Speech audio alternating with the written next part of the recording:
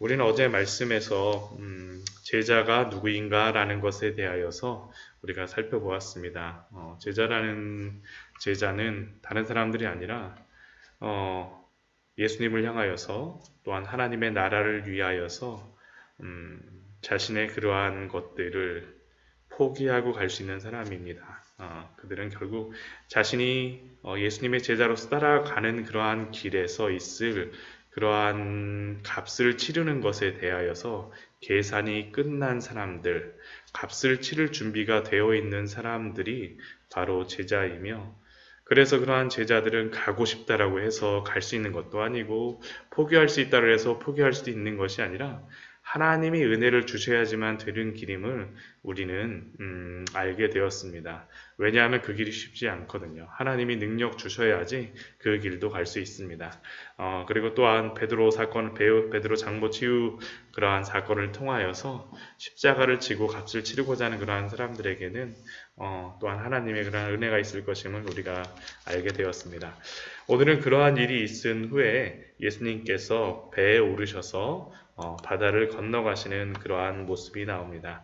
오늘 말씀을 보면 바다를 건너간다라고 이야기하는데 이 갈릴리를 우리가 바다라고 이야기도 하고 뭐 호수라고도 이야기도 하고 누가복음 같은 경우엔 호수라고도 나오는데 이스라엘을 가보게 되면 한 이렇게 쭉 돌아가고 하는데 이렇게 오래 걸리지 않는 그러한 곳입니다. 근데 히브리어에는 바다라는 단어가 없기 때문에 호스나 바다나 심지어는 좀 물만 많이 담겨 있으면 그게 모두 다 그냥 바다입니다. 그래서 우리가 레이기 말씀에 보면 제사장들이 손 씻고 막 그러한 데를 높바다라고 하는 이유가 물이 많이 있기 때문에 그럽니다.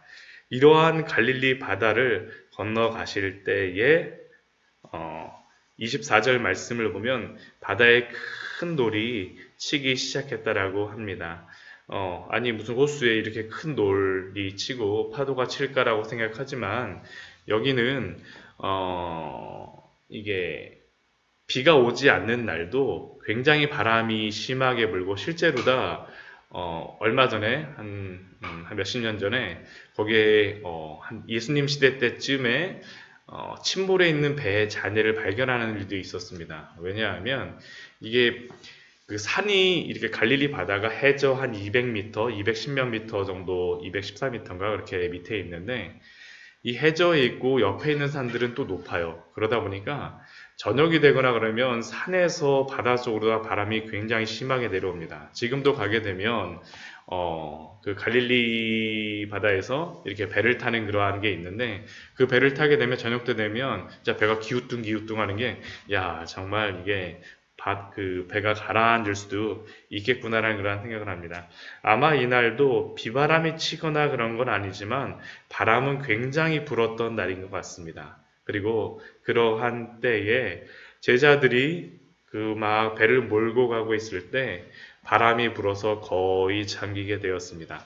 아마 그 제자들은 처음에는 예수님께 요청하지 않았을 것입니다. 왜냐하면 우리들도 한가닥 했던 그런 뱃사람들인데 근데 배가 이제 거의 물결에 덮이게 되었을 때 24절 말씀 보면 이렇게 말씀하죠. 배가 물결에 덮이게 되었을 때 거의 배가 물에 잠겨서 거의 빠지게 되었을 때 완전히 가라앉게 되었을 때 그때 예수님을 찾기 시작합니다. 근데 그 예수님께서는 그때 무엇을 하고 계십니까? 24절 말씀 보면 예수께서는 주무시는지라 예수님이 굉장히 노곤하고 피곤하셔서 그 전에 그 많은 사람들이 와서 예수님께 고침을 받고 그러다 보니까 예수님께서 굉장히 피곤하셨던 것입니다. 이러한 말씀을 보게 되면 예수님이 우리와 동일한 그러한 인성을 지니고 계시는구나라는 그러한 것을 우리가 알 수 있습니다. 그러나 그러한 때 피곤해 잠드셨을 때이지만 제자들의 그러한 소리를 들었습니다. 무슨 소리입니까? 주여 구원하소서 우리가 죽겠나이다. 예수님이 그러한 제자들의 그러한 소리를 들으시고 일어나신 것입니다. 그리고 그 제자들에게 말씀하십니다. 26절 말씀 보면 어찌하여 무서워하느냐 믿음이 작은 자들아. 예수님은 그들의 작은 믿음으로 인하여 그들의 두려움으로 인하여 그들을 꾸짖으셨습니다. 그런데 사실 이러한 두려움을 가지지 않은 사람이 누가 있겠습니까? 배가 거의 잠기게 되었을 때 두려움이 없을 수 있는 사람은 아마 없을 겁니다. 그런데 예수님께서는 믿음이 없는 자들아라고 그들에게 말씀하고 있습니다. 근데 사실 믿음이 없는 자들아라는 이러한 말씀은 여기에서만 말씀하신 것이 아닙니다. 마태복음 6장 말씀에도 믿음이 작은 자들아라고 말씀하십니다. 언제입니까? 공중의 새를 먹이시고 들의 백합화를 입히신 하나님께서 하물며 너희일까 보냐라고 말씀하시며 그 제자들에게 믿음이 작은 자들아라고 말씀하셨습니다. 곰곰이 생각해보면 먹는 것, 입는 것 역시 우리 인생 속에서 파도가 일어나는 것과 같이 큰 바람이 일어나는 것과 같이 우리를 두렵게 보이게 만드는 그러한 것이 아닙니까? 때때로 이러한 세상에 보이는 것들로 인하여서 빠질까 두려워하는 우리들에게 예수님께서 동일하게 말씀하십니다. 믿음이 작은 자들아. 그리고 그렇게 예수님께서 그들에게 말씀하시고 나서 바로 바람과 바다를 꾸짖습니다. 바람과 바다를 꾸짖습니다. 그렇자 어떤 일이 발생하게 됩니까? 아주 잔잔하게 되거늘. 결국 이 말씀을 통하여서 우리에게 알려주시는 것이 무엇입니까? 예수님께서는 바람과 바다도 꾸짖을 수 있는 분, 천지를 창조하신 그러한 하나님이시라는 것을 우리에게 분명히 알려주고 계십니다. 27절 말씀을 보니까 그러한 예수님을 보았을 때 제자들의 반응이 그래서 무엇입니까? 이가 어떠한 사람이기에 바람과 바다도 순종하는가 하더라. 우리가 바로 예수님의 이러한 부분들에 대하여서 우리는 발견해야 됩니다. 우리의 삶 속에서 때로는 바람과 바다와 같은 그러한 일들이 발생할 때 예수님을 의지하십시오. 이러한 말씀을 통해서 우리에게 알려주시는 것이 무엇이겠습니까? 예수님이 2000년 전 바람과 바다를 꾸짖으셨던 그 분께서 지금도 우리의 삶 속에서 일어나는 그러한 바람과 바다도 꾸짖을 수 있는 분임을, 그러한 바람과 바다도 통치하시는 분이심을 우리에게 알려주심이 아니겠습니까? 우리에게 믿음이 작은 자들아라고 말씀하시는 그 주님의 음성을 기억하면서 오늘도 그 주님께 우리의 필요한 것들을 맡기고 나아가시는 우리 성도님들 되시기를 축원드립니다. 또한 이렇게 예수님이 건너편으로 건너가셨을 때 28절 말씀, 건너편 가다라 지방으로 가셨다라고 이야기합니다. 누가복음 말씀에서는 가다라 지방이 아니라 거라사 지방이라고도 하고 또 데가볼리라고도 합니다. 이 가다라라고 하는 것은 예수님이 가시던 그러한 도시의 그러한 지역이고, 데가볼리는 거라사라고 하는 그 지방 중에서 가장 큰 도시였습니다. 결국 그러니까 같은 지역을 이야기하는 겁니다. 누가복음이나 지금 뭐 마가복음이나 마태복음이나 동일한 지역입니다. 그런데 그 예수님이 가데라 지방에 가셨을 때 예수님을 맞은 것이 누구였습니까? 귀신 들린 자 2명이 예수님을 맞이하였습니다. 놀랍게도 사람들이 맞은 것이 아니라 귀신들이 예수님을 맞은 것이죠. 근데 그 귀신 들린 사람들은 어떠한 사람들입니까?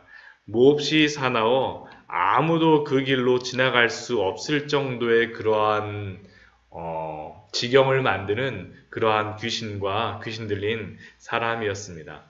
그리고 예수님이 도착하시자마자 그 귀신 들린 존재들, 그 귀신 들린 사람들이 예수님께 나와서 소리치기 시작합니다. 무엇이라고 소리칩니까? 하나님의 아들이여, 하나님의 아들이여. 성경에서 예수님을 하나님의 아들로 가장 먼저 알아본 존재는 바로 귀신이라는 겁니다. 이런 면에서 보자 그러면 우리가 귀신을 굉장히 우습게 여기기도 하지만 귀신은 사실 엄청난 능력과 지식을 가진 그러한 존재임을 우리는 알 수 있습니다. 그런데 그 귀신이 예수님께 요청한 것이 무엇입니까? 29절 우리 이후의 말씀을 보게 되면 당신과 무슨 상관이 있나이까? 때가 이르기 전에 우리를 괴롭게 하려고 여기 오셨나이까? 결국 예수님께서 귀신보다 훨씬 더 능력이 있다라는 것을 알려주고 귀신이 그것을 고백하고 있습니다. 그리고 그것을 하는 귀신은 예수님께서 무엇을 간구하고 있습니까? 31절 말씀 보면 귀신들이 예수께 간구하여 이르되 만일 우리를 쫓아내시려면 돼지떼에 들여보내 주소서. 그들은 예수님의 그 위대하심 앞에, 그 거룩하심 앞에 도저히 버틸 수가 없었던 겁니다. 그래서 자신들이 예수님 앞에서 지금 이 순간만이라도 떠나기를 간구하고 있습니다. 그리고 그때 예수님께서는 31절 말씀을 보면 가라라고 말씀하십니다. 그렇게 예수님께서 말씀하시지 어떻게 합니까? 귀신들이 나와서 돼지떼로 다 들려가 버립니다. 그리고 이 이야기를 듣자, 그리고 이 귀신들이 돼지떼에 들어가고 나서 32절 말씀 보면 다 비탈로 내리달아서 바다에 들어가서 물에서 몰사하였다라고 합니다. 그리고 이러한 것을 보자 그 돼지를 치던 사람들이 달려가서 시내에 있던 그 모든 사람들에게 이야기합니다. 그러자 그 사람들이 예수님께 34절 말씀 보면 온 시내가 예수를 만나려고 나와서 봅니다. 그들이 왜 예수님께 그렇게 나왔을까요? 34절 말씀 후반절을 보면 그 지방에서 떠나시기를 간구하더라. 결국 그들은 예수님이 그 귀신 들린 자 둘을 구한 것도 예수님이 메시아로 오신 것도 전혀 관심이 없었습니다. 그들은 오직 자신들이 손해를 본 것만 생각하고 와서 예수님을 만났습니다. 귀신들도 예수님을 알아보는데 세상의 사람들은 자신의 눈이 어두워져서 예수님을 알아보지도 못하고 세상 욕심이 더 크게 보여서 예수님을 쫓아내었습니다. 그러나 이것이 바로 이 세상의 실상이 아닙니까? 아무리 성경의 말씀이 사실이라고 해도 그들은 믿지 않을 뿐더러 지금 당장 귀신이 나가는 그러한 기적이 일어났음에도 그들은 그러한 것들보다는 자신들의 이익이 더 크게 보여서 그들은 자신들을 구원하러 오신 그 구원의 주를 자신들의 땅에서 내쫓았습니까? 혹시 우리들은 어떻습니까? 예수님을 따른다라고 하면서도 이 세상이 더 크게 보이고 이 세상의 우상들이 더 크게 보이고 우리를 더 두렵게 하고 있지 않습니까? 골로새서 3장 5절 말씀은 우리에게 이렇게 말씀합니다. 그러므로 땅에 있는 지체를 죽이라. 곧 음란과 부정과 사욕과 악한 정욕과 탐심이니 탐심은 우상 숭배니라.